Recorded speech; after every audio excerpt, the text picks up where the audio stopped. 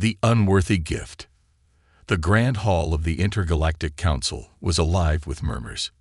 Delegates from dozens of alien species filled the room, their strange appearances and languages creating an intimidating atmosphere.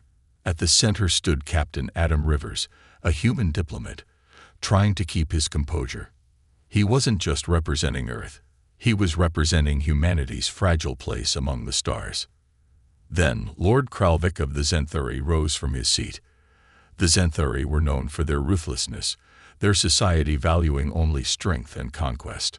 Kralvik's towering figure, adorned in dark armor, exuded authority. The room fell silent as his deep, gravelly voice echoed through the hall.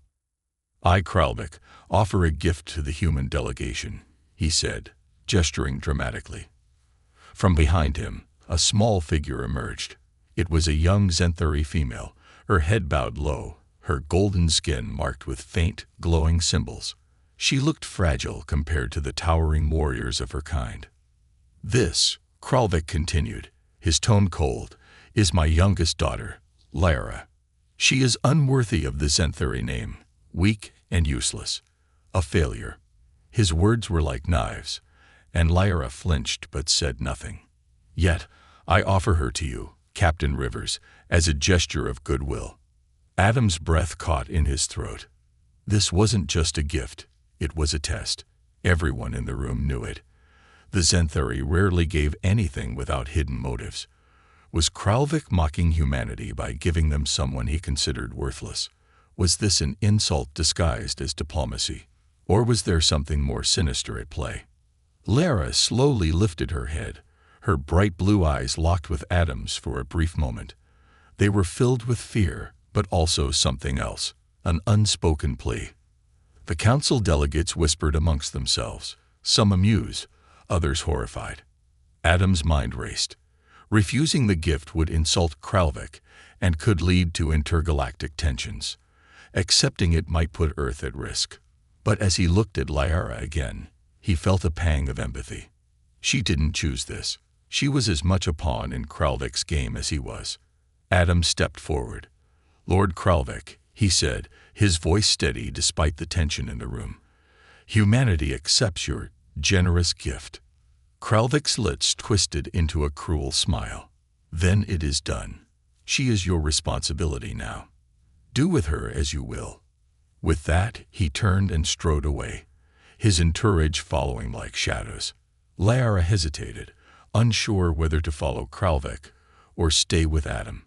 Finally, she shuffled toward Adam, her movements stiff and hesitant. The hall erupted into murmurs again, but Adam ignored them. He placed a reassuring hand on Lyra's shoulder and guided her out of the room. On board the human starship Vanguard, the atmosphere was tense. The crew had heard the news of Lyra's arrival and were far from thrilled. Zenthuri were feared across the galaxy, and now one of them was walking their corridors. Lyra sat quietly in Adam's quarters, her hands clasped tightly in her lap. She avoided eye contact, her gaze fixed on the floor. Adam watched her carefully, trying to understand the strange, silent figure before him. "You don't have to be afraid," he said gently. "You're safe here." Lyra didn't respond at first. When she finally spoke, her voice was soft and hesitant. "Why did you accept me?" Adam paused, unsure how to answer. "Because I don't believe anyone is truly unworthy," he said. "And I don't think Kralvik gave you to me without a reason. There's more to this than he let on." Lyra looked up at him, her expression unreadable. "You shouldn't have taken me," she whispered. "You don't know what you've done." Before Adam could ask what she meant, the ship's alarm blared. The intercom crackled to life as the ship's first officer, Commander Hale, spoke urgently. "Captain, we've detected multiple Zenthuri ships approaching at high speed. They're not responding to our hails." Adam's stomach sank. He turned to Lyra, who looked even more terrified than before. "Do you know why they're coming?" he asked. Lyra hesitated, then shook her head. "They must want me back. But I don't understand why." Adam didn't have time to press further.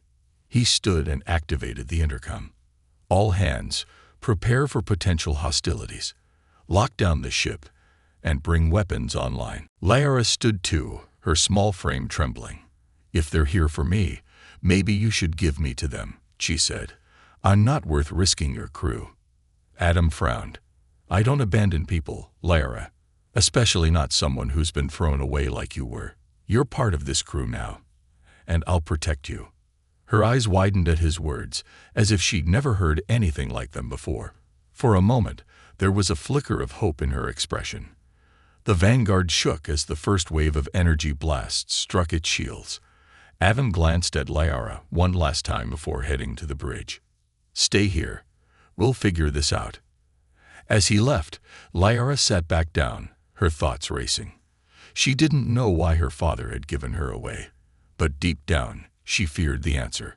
And for the first time in her life, she felt a glimmer of something unexpected. The desire to prove herself worthy, not to her father, but to the strange human who had chosen to protect her. This opening builds intrigue around Kralvik's motives, Lyra's mysterious past, and the brewing conflict, setting the stage for an exciting and suspenseful journey. The outcast struggles. The dim hum of the Vanguard's engines filled the air as Lyra sat alone in a corner of the crew's observation lounge. The space was meant to be a place of comfort, with wide windows showing the endless expanse of stars. But Lyra didn't feel comforted. She felt trapped. Around her, human crew members whispered and glanced her way, their distrust palpable. Some avoided the room altogether when she was there. Others stared openly, their expressions ranging from curiosity to fear. Lyra didn't blame them. She was Zenthari, and to them, that meant danger. Keep your distance, she overheard one of the engineers mutter to a colleague. Her kind doesn't know the meaning of trust. She'll turn on us the first chance she gets. Lyra tightened her grip on the cup of nutrient liquid Adam had given her earlier. She hadn't touched it, afraid that even something as simple as eating might make her seem more alien. Her golden fingers trembled slightly, the glowing rheums on her skin dimmer than usual. She wanted to disappear. Across the ship, Adam Rivers was having his own struggles. He stood on the bridge, watching the Zenthari ships that had briefly pursued them before veering off. Commander Hale approached, his face grim. They're still out there, Hale said, crossing his arms, hanging at the edge of sensor range, waiting. Adam nodded. He'd expected as much. They're not going to attack outright. Not yet. They're testing us. Hale lowered his voice. Captain, with all due respect, why did you bring her here? You've seen the crew's reaction. She's dangerous, if not physically, then politically. If something goes wrong, Earth could pay the price. Adam leaned against the console, pinching the bridge of his nose. I don't think she's dangerous, Hale. I think she's scared. And I think there's more to her than we're seeing. Kralvik didn't give her to us as an act of goodwill. He wanted to get rid of her, but he wanted us involved. There's a reason. Hale hesitated, then sighed. I just hope your instincts are right. That night, Adam found Lyra in the observation lounge. The room was empty now, the crew having filtered out as the ship settled into its night cycle. She sat in silence, staring at the stars with an expression of deep sadness. Lyra, Adam said gently, approaching her. She stiffened but didn't look away from the window. I shouldn't be here, she said softly. Her voice had a musical quality, but it was tinged with despair. Your crew hates me, and they're right to. They're just scared. Adam said, pulling up a chair beside her. Humans have only recently started dealing with alien species. The Zenthari. Well, your people have a reputation. Lyra laughed bitterly, a sound that didn't suit her delicate frame. Yes, warriors, conquerors, no room for weakness. And then there's me, the unworthy daughter, the failure. Adam frowned. What does unworthy even mean? You're alive, aren't you? That's more than I can say for some of the Zenthari I've encountered. Lyra finally turned to him, her blue eyes shimmering with unshed tears. You don't understand. In my father's eyes, Strength is everything. Power. Dominance. I was born weak. Fragile. I don't fit the mold, so he cast me aside. Adam studied her, noting the trembling in her hands and the glow of the markings on her skin. Those symbols, he said, pointing to them. What do they mean? Liara instinctively covered her arms. I don't know. They've been there since I was a child. No one else in my family has them. My father said they were a curse, a sign of my failure. Adam's instincts kicked in. He'd spent years negotiating with alien species, learning to read their expressions and tones. Liara wasn't lying. She truly didn't know. But there was something she wasn't saying, or perhaps something even she didn't understand. Before he could ask more, the ship's lights flickered. A low hum reverberated through the deck, and the intercom crackled to life. Captain Rivers, report to engineering immediately, came Hale's tense voice. Adam stood, his jaw tightening. Stay here, he told Liara. I'll be back. In engineering, chaos reigned. The crew was scrambling to stabilize the ship's core, which had inexplicably started to overload. Sparks flew from the consoles as Adam arrived, and Hale gestured for him to look at a nearby monitor. It's her, Hale said, his voice barely controlled. Whatever energy those symbols on her body are giving off, it's interfering with our systems. Adam stared at the readings. The patterns were unmistakable. The ship's systems were reacting to Liara's presence, but instead of fearing her, Adam's mind raced with questions. What kind of energy was this? And why would Kralvik abandon someone with such a unique ability? Captain, we need to isolate her, Hale said urgently. If this keeps up, she could destroy the entire ship. Adam hesitated. He glanced toward the observation lounge, where Liara sat alone, unaware of the chaos unfolding around her. No, he said firmly. She's not the problem. This energy isn't random. It's controlled. We just don't understand it yet. And what do you suggest we do? Hale demanded. Wait until the ship tears itself apart. Adam clenched his fists. He didn't have all the answers, but one thing was clear. Liara was no ordinary Xanthari, and whatever she was hiding, or whatever her father had tried to bury, was more dangerous and important than anyone realized. Back in the observation lounge, Liara felt a strange pulse in her body. The runes on her arms glowed brighter, casting faint golden light on the walls. She didn't know why, but something inside her told her she wasn't safe. Not here. Not anywhere. For the first time in her life, Liara whispered to herself, "What am I?" The question hung in the air as the Vanguard sped deeper into the stars, pursued by answers that no one was ready to face. Awakening the gift. The Vanguard shook violently, alarms blaring through its corridors. Crew members scrambled to their stations as Captain Adam Rivers gripped the edge of his console on the bridge. The Xanthari ships had found them again, this time with more force and determination. Shields are at 60%, Captain, shouted Commander Hale. If they keep this up, we won't last much longer. Adam clenched his jaw, his eyes fixed on the tactical display. 3 Xanthari vessels circled the Vanguard, firing in synchronized bursts. Their precision was terrifying. He had seen Xanthari warriors in action before, but this felt personal, like they weren't just trying to destroy his ship. They were hunting. Why are they doing this? Hale asked, his voice sharp with frustration. We're not a threat to them. Adam didn't answer. His mind was on Liara. Deep down, he suspected she was the reason for the attack. But why would they expend so many resources on someone they had cast aside? In her quarters, Liara felt every tremor of the ship.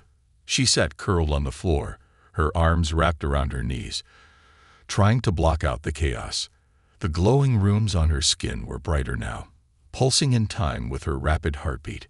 She didn't understand what was happening, but she could feel something deep within her, a force she didn't know how to control. Suddenly, the doors slid open. Adam stormed in, his expression a mix of urgency and determination. We don't have time, Liara, he said, crouching in front of her. "I need to know the truth. What are those ships after? What are they trying to stop?" Lyra looked up at him, her eyes wide with fear. "I don't know," she said, her voice trembling. "I've never seen them act like this before. My father said I was worthless, that I was a failure. Why would they want me back?" Adam studied her, his mind racing. There had to be something she wasn't aware of, something even her father might not have understood. The glowing symbols on her skin weren't just decorative. They were the key to all of this.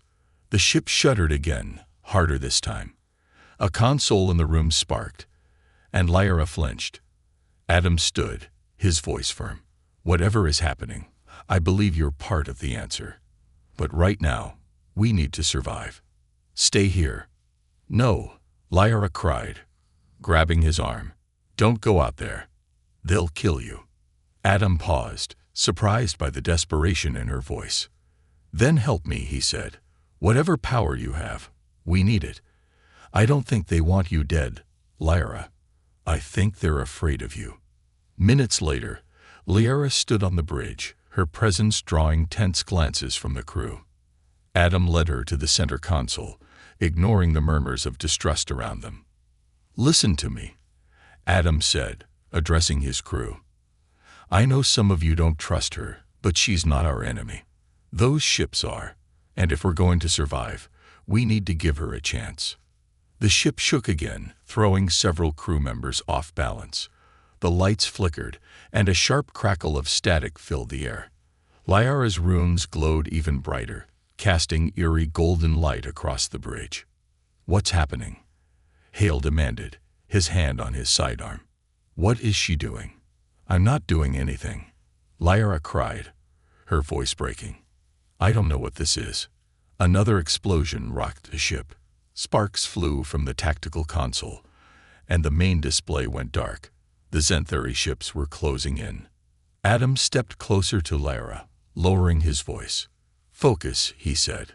"Whatever this power is, it's reacting to you. Maybe you don't understand it, but you need to try. Close your eyes. Feel it." Lyra hesitated, tears streaming down her face. "I don't know how. I'm afraid." "I know," Adam said softly. "But if you don't try, we're all dead. I trust you, Lyra. Now trust yourself." She closed her eyes, trembling. The glowing symbols on her arms began to pulse faster, their light spreading across her skin. The air around her seemed to hum with energy, a low vibration that made the hair on Adam's arms stand on end. The ship shook again, but this time something changed. The glow from Lyra's runes intensified, forming a shimmering barrier around her. The vibrations grew stronger, spreading outward from her body and enveloping the bridge. "Captain, the Xanthari ships," Hale began, but his words were cut off as a brilliant flash of light filled the room. Outside the ship, the Xanthari vessels suddenly halted their attack. A massive golden energy field had appeared around the vanguard, deflecting their weapons' fire effortlessly. The field pulsed with a power unlike anything the crew had seen before. On the bridge, Lyra collapsed to her knees, gasping for breath. Adam caught her before she hit the floor. "You did it," he said, his voice filled with awe. "You saved us." "I didn't mean to," she whispered. "I don't even know how." The bridge crew stared at her in stunned silence. Hale finally spoke, his tone cautious. "Captain, whatever that was, it's not human. And it's not Xanthari either." Adam looked down at Lyra, who seemed just as shocked as the rest of them. He tightened his grip on her shoulder, his voice steady. "Whatever it is, it just bought us some time. And we're going to use it to find out the truth." As the Xanthari ships regrouped outside the energy field, Adam knew this was only the beginning. Lyra's powers were no accident, and if Kralvik wanted her gone, it meant she was far more important, and far more dangerous than anyone realized. The ancient prophecy. The Xanthari temple ruins loomed ahead, their jagged spires piercing the dense, swirling mists of a long-forgotten moon. The vanguard hovered just above the surface, its lights cutting through the shadows. Captain Adam Rivers stood in the airlock, fastening his helmet as Liara approached hesitantly. "You're sure about this?" she asked, her voice unsteady. The glowing runes on her arms had dimmed since the battle, but their faint light still pulsed like a heartbeat. Adam glanced at her, his tone firm but calm. "This temple is ancient Zenthuri, right? If we're going to figure out what's happening to you, this is the best place to start." Liara's golden skin seemed to pale in the dim light. "I've never been here. These ruins are forbidden to my kind. My father, he used to tell me stories about this place, about how it's cursed." Adam gave her a faint smile, trying to ease the tension. "Well, I'm not much for curses, but I am interested in answers." Behind them, Commander Hale stepped into the airlock with 2 armed crew members. His expression was as grim as ever. "Let's just hope those Zenthuri ships don't decide to follow us down here. If they do, we'll be sitting ducks." "They won't," Liara said, her voice low. "They fear this place more than I do." The door hissed open, and the group stepped out onto the moon's surface. The air was thick with a strange, electric hum, as if the ruins themselves were alive. Shattered statues of ancient Zenthuri warriors littered the ground, their once proud forms worn down by time. As they moved closer to the temple's entrance, Liara stopped suddenly. She stared at the massive doors, carved with intricate patterns that seemed to shift in the moonlight. "What is it?" Adam asked, turning back to her. "These symbols," she whispered, her voice trembling. "They're the same as the ones on my skin." Inside the temple, the air was colder, heavier. The walls were lined with glowing glyphs that pulsed faintly as the group passed. Liara walked in silence, her eyes darting nervously as if the walls were watching her. "What is this place?" Hale muttered, his voice echoing in the vast chamber. Liara hesitated before answering. "It's called the Hall of Truth. My father used to say that only the worthy could enter, and that those who weren't would be destroyed." Hale shot Adam a wary glance. "Captain, this might be a bad idea." Adam ignored him, focusing on Liara. "You're not destroyed," he pointed out, "and I think there's a reason for that." They reached the center of the chamber, where a massive pedestal stood.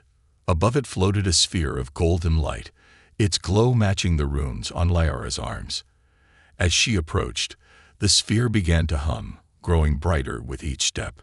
"Liara," Adam said softly, "I think it's reacting to you." Her hand shook as she reached out toward the sphere. "What if it's a trap?" she whispered. "Then we'll face it together," Adam replied. "But I don't think it is. Trust yourself." Taking a deep breath, Liara touched the sphere. The light expanded instantly, enveloping the room in a blinding glow. Adam shielded his eyes, but Liara stood frozen, her body bathed in the golden light. The glyphs on her skin flared to life, brighter and more intricate than ever before. When the light faded, the chamber had transformed. The walls were now alive with moving images, scenes of ancient Zenthuri warriors, their battles, their triumphs, and their fall. At the center of it all was a single figure, a child marked with glowing runes, just like Liara. "That's," Liara stammered, stepping back. "That's me." Adam moved closer, his gaze fixed on the images. "It's not just you," he said. "It's a prophecy." The images shifted, showing the child growing into a leader, uniting not just the Zenthuri, but other species as well. The figures stood against a shadowy foe, their light driving the darkness away. The final scene showed the child standing alone, their glowing runes blazing brighter than the stars. Hale's voice broke the silence. "Captain, this changes everything. If this is true, if she's the one in the prophecy, then that's why Kralvik wants her gone. She's a threat to him." Liara shook her head, tears streaming down her face. "I'm not a leader. I'm not strong. My father was right. I'm unworthy." Adam stepped in front of her, his voice firm. "No, he was wrong. These runes, this prophecy, it's not about strength. It's about something bigger. And whether you believe it or not, the galaxy needs you. The ground beneath them rumbled, and the walls began to shift. The glowing glyphs dimmed, and the temple seemed to groan, as if it were alive and angry. "We need to move," Hale shouted. "The whole place is coming down." Adam grabbed Lyra's arm, pulling her toward the exit. "Lyra, listen to me. This is your story, your destiny. Whatever your father told you, he was afraid of what you could become. And now, so are his soldiers. Don't let them take this from you." As they ran, Lyra glanced back at the glowing sphere one last time. The golden light flickered, and for the first time in her life, she felt something stir deep within her. It wasn't fear, it was hope. They burst out of the temple just as the ground split behind them, swallowing the ancient structure into the moon's surface. Adam turned to Lyra, his breath heavy. "Whatever just happened in there," he said, "Kralvek's not going to stop. We need to figure out your powers. And fast." Lyra nodded, the weight of the prophecy settling on her shoulders. For the first time, she didn't feel like a failure. She felt like someone who could make a difference. A bond of trust. The vanguard drifted silently through uncharted space, its hull scarred from recent battles. In the dim glow of the observation deck, Lyra stood staring out at the endless void. Her reflection in the glass revealed the faint golden runes on her skin, still pulsing faintly after the events at the Zenthari temple. She didn't feel like a savior. She felt like a mistake. Behind her, Captain Adam Rivers entered, his footsteps soft. He carried a steaming cup, offering it to her with a small smile. "I figured you could use something warm," he said. Lyra accepted the cup but didn't drink. "Do you believe it?" she asked quietly. "The prophecy?" Adam leaned against the railing, looking out at the stars. "I don't believe in fate," he admitted, "but I do believe in people, and I believe you're capable of more than you think." Lyra frowned, her fingers tracing the runes on her arm. "I don't feel capable. My father always told me I was weak, that I'd never amount to anything. And now everyone expects me to save the galaxy." Adam turned to face her, his expression serious. "I don't think the galaxy needs saving from you, Lyra. I think it needs saving with you. There's a difference." She looked at him, searching for doubt in his eyes, but finding none. For the first time, she wondered if he saw something in her that even she couldn't see. On the bridge, Commander Hale was less convinced. He stood at the tactical station, studying the long-range scans of the Zenthari fleet trailing them. "They're keeping their distance," he said, his voice tense. "But they're not retreating. They're waiting." "For what?" asked Lieutenant Vega, a younger crew member. "For us to make a mistake," Hale replied. He turned to Adam, who had just entered with Lyra. "Captain, this is madness. We're being hunted by a fleet that outmatches us in every way, all because of her." He jabbed a finger in Lyra's direction. Adam's expression darkened. "She's not the enemy, Commander." "With respect, sir," Hale continued, his tone sharp, "she's the reason they're hunting us. She's a threat, to them, and to us. We're risking everything for someone we barely know." Lyra flinched at the words, but Adam stepped forward, his voice steady. "And if we give her up, what then? The Zenthari will see us as cowards. And what happens to her? Do you think Kralvek will just let her go?" Hale didn't answer, but his silence spoke volumes. Adam turned to the crew. "I get it. You're scared. So am I. But we don't abandon people. Not on my ship. Lyra is one of us now, and we stand by her." The crew exchanged uneasy glances, but no one spoke against him. Lyra felt a pang of guilt, but also a spark of something unfamiliar. Hope. Later, in the quiet of the engineering bay, Lyra sat cross-legged on the floor, her eyes closed as she tried to focus. Adam had suggested she spend time exploring her powers, but it felt impossible. The runes on her skin glowed faintly, but she didn't know how to control them. Every time she tried, The energy inside her felt wild, chaotic. She sighed in frustration. "I don't know what I'm doing." "That makes two of us," Adam said, stepping into the room. He sat down across from her, his expression calm. "But that's okay. No one expects you to have all the answers." Liara opened her eyes, studying him. "You don't understand. The energy, whatever it is, it's too much. It feels alive, like it's trying to take over." Adam leaned forward, his tone serious. "Then don't fight it. Work with it. If it's a part of you, maybe it's not trying to control you. Maybe it's waiting for you to trust it." She hesitated, his words sinking in. Closing her eyes again, she let go of her fear and focused on the energy. Slowly, the runes on her arms brightened, casting golden light across the room. The air around her vibrated, a low hum filling the space. Adam watched in awe as the light formed a faint aura around her. It wasn't chaotic or threatening. It was calm, controlled. For the first time, Liara seemed at peace. Just as the moment settled, the ship's alarms blared, breaking the silence.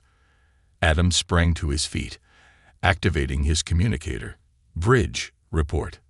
Hale's voice came through, strained. "Captain, the Zenthari fleet is closing in. They're launching fighters. Lots of them." Adam turned to Liara. "Stay here." "No," she said firmly, standing. "This is happening because of me. I need to help." Adam hesitated but saw the determination in her eyes. He nodded. "Then let's go." On the bridge, chaos reigned as the Zenthari fighters swarmed toward the vanguard. The shields flickered under the relentless assault, and the crew worked frantically to keep the ship together. Liara stepped forward, her glowing runes catching everyone's attention. "I can stop them," she said. Hale frowned. "And how do you plan to do that?" "I don't know," she admitted, "but I have to try." Adam placed a hand on her shoulder. "We trust you." Taking a deep breath, Liara stood in the center of the bridge. She closed her eyes, reaching deep within herself for the energy she'd felt earlier. The runes on her skin flared to life, and the ship seemed to respond, its systems humming in harmony with her power. Outside, the Zenthari fighters faltered. A golden wave of energy erupted from the vanguard, disabling the attackers without harming them. The fleet pulled back, regrouping as if unsure what to do. On the bridge, the crew stared in stunned silence. Liara opened her eyes, her body trembling from the effort. "I don't know how long I can hold them off," she said. Adam smiled. "You've already done more than enough." As the Zenthari fleet retreated temporarily, Adam knew they'd gained a precious moment to breathe. But he also knew this wasn't the end. Liara's power had given them hope, but it had also painted an even bigger target on her back. And now, the real fight was just beginning. The rise of Liara. The ancient temple's visions had left an indelible mark on Liara.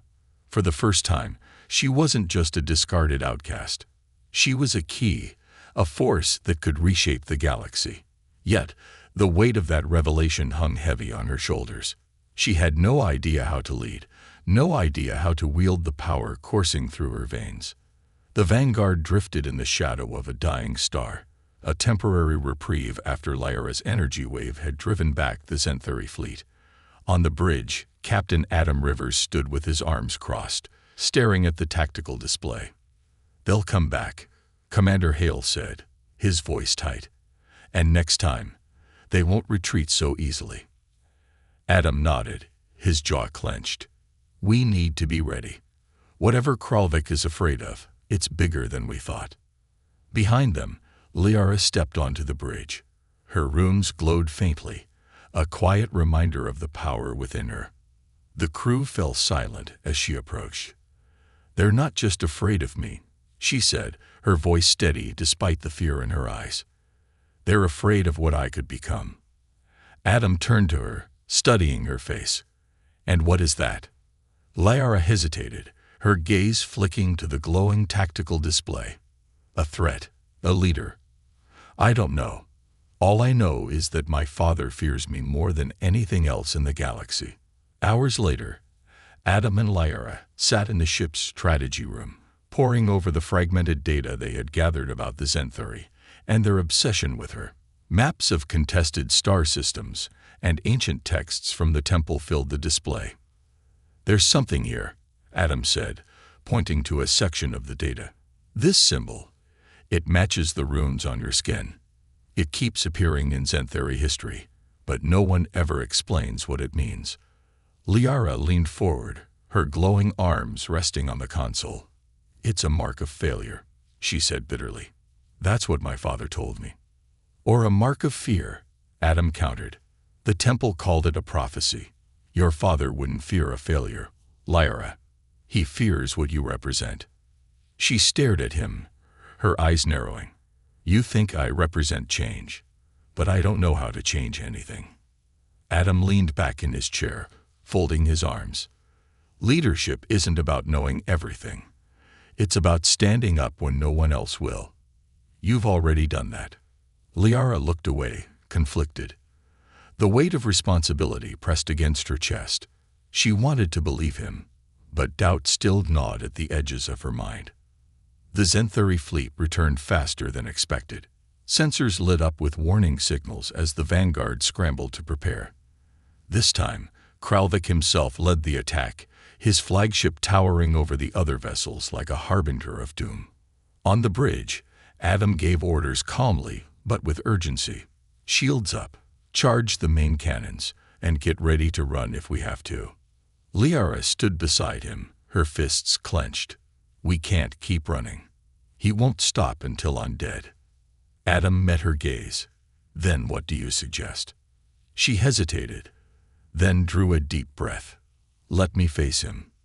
The crew erupted in protest, Hale stepping forward. "Absolutely not. You can't just hand yourself over. That's exactly what he wants." Liara shook her head. "I'm not talking about surrendering. I'm talking about ending this. If I'm the key to this prophecy, then I need to use it. I need to show my father that I'm not afraid of him anymore." Adam studied her for a long moment. "This isn't just about you, Lyra. If you go to him, it's a risk for all of us." "I know," she said softly, "but I'm tired of running. And I'm tired of letting him decide who I am." Moments later, Liara stood in the airlock, her glowing runes brighter than ever. She wore a simple flight suit, her face calm but determined. Adam stood beside her, his hand on her shoulder. "If this goes wrong, we're coming for you," he said firmly. She managed a small smile. "I know, and thank you." The airlock opened, and a shuttle transported her across the void to Kralvik's flagship. Inside, the atmosphere was oppressive. Zenthuri warriors lined the halls, their expressions grim as they watched her pass. At the end of the corridor stood Kralvik, his imposing figure framed by the harsh glow of his throne room. "So," he said, his voice dripping with disdain, "the unworthy daughter returns." Liara stepped forward, her runes blazing with light. "I'm not unworthy," she said, her voice steady. "And you know it. That's why you've been hunting me." Kralvik's lip curled into a snarl. "You're a threat to everything the Zenthuri stand for. Strength, power, unity. You are weak, a failure. Then why are you so afraid of me?" she challenged, her light flaring brighter. "If I'm so weak, why not let me live in peace?" Kralvik rose from his throne, his armor gleaming like obsidian. "You misunderstand, child. I fear nothing, least of all you." But as he stepped closer, Lyra saw the flicker of hesitation in his eyes. She held her ground, the light from her runes spreading outward, illuminating the room. "You don't fear me," she said, her voice calm. "You fear what I represent. Change. A galaxy where strength isn't the only thing that matters. A galaxy where you don't hold power anymore." Kralvik raised his weapon, but before he could strike, Lyra's light erupted in a brilliant wave, throwing him back. The Zenthuri warriors hesitated, their expressions shifting from loyalty to uncertainty. The runes on Lyra's skin flared. brighter than ever before. "For too long, you've ruled through fear," she said, her voice echoing with newfound authority. "But fear is not strength, and it's time for the Zenthari to see the truth." As the light filled the throne room, Lyra stood tall, no longer a frightened outcast, but a leader ready to rise. The unworthy daughter's triumph. The throne room of Kralvik's flagship was bathed in golden light, the runes on Lyra's skin glowing so brightly they seemed to burn. The oppressive, shadowed space of the Zenthari ruler's domain felt smaller now, almost insignificant. Around her, Zenthari warriors hesitated, their weapons lowered as they exchanged uncertain glances. Their unshakable loyalty to Kralvik was faltering. On the far side of the room, Kralvik staggered to his feet. His dark armor was scorched, his once commanding presence diminished by the overwhelming power Lyra had unleashed. His expression, a mix of fury and fear, was one she had never seen before. The great and terrible Lord Kralvik looked human. "You think you've won?" He spat, his voice venomous. "You think a burst of light can undo centuries of power and tradition?" Lyra stepped forward, her glowing runes pulsing in time with her heartbeat. Her voice was steady, resonating with authority she never knew she had. "This isn't about light, Father. This is about truth. You've ruled through fear and deception, and now your lies are crumbling." Kralvik's gaze darted to his warriors, who were still frozen, unsure of their place in the unfolding drama. "You dare defy me?" He roared at them. "I am your leader. I am strength. Obey me." One warrior, a scared veteran, took a hesitant step forward. His weapon trembled in his hands as he looked between Kralvik and Lyra. "You told us she was unworthy," he said slowly, his deep voice carrying across the room. "A failure. But what I see now, this is power. This is leadership." Kralvik's eyes widened, his rage turning to desperation. "She's a child. A weakling. She knows nothing of war, of command." Lyra's light flared brighter, silencing him. "You're right, Father. I don't know war. I don't know how to conquer or destroy, but I do know how to inspire. And that's something you could never do." Above the flagship, the Vanguard hovered in tense anticipation. On the bridge, Adam Rivers paced, his crew watching the tactical display intently. "Her signal's still strong," Commander Hale reported. "No signs of a firefight. Yet." Adam nodded, his jaw tight. "She's still holding her own," he said, more to reassure himself than anyone else. "She can do this." "And if she can't?" Hale asked quietly. Adam turned to face him, his eyes unwavering. "Then we go in and get her. But I believe in her. She'll make it." Back in the throne room, the tension reached its peak. Kralvik drew a blade from his side, its dark metal shimmering ominously. "If you want to lead," he snarled, "then prove you're strong enough. Fight me." Lyra stared at the weapon, her pulse quickening. She didn't want to fight. She didn't believe in strength through violence, but Kralvik wasn't going to yield without a confrontation. "I don't need to fight you," she said calmly. "You've already lost. Look around you." Kralvik hesitated, his grip tightening on the blade. The warriors behind him were no longer standing at attention. They were watching Lyra with something he had never earned, respect. One by one, they began to lower their weapons. The scared veteran stepped forward again, this time bowing his head to Lyra. "We follow her," he said firmly. "Not you." Kralvik's rage boiled over, and he lunged at Lyra, his blade aimed directly at her. But before it could strike, the golden energy surrounding her surged, forming a barrier that threw him back once more. He crashed to the ground, his weapon clattering away. Lyra stepped closer, standing over him. Her voice was quiet but carried the weight of the entire galaxy. "You've spent your life tearing others down, calling them unworthy to make yourself feel powerful. But power without purpose is meaningless. Your time is over." The Zenthari fleet, once poised for destruction, now began to turn. The warriors aboard Kralvik's ships received the transmission from the throne room. The image of their defeated leader and the glowing figure of his daughter standing victorious.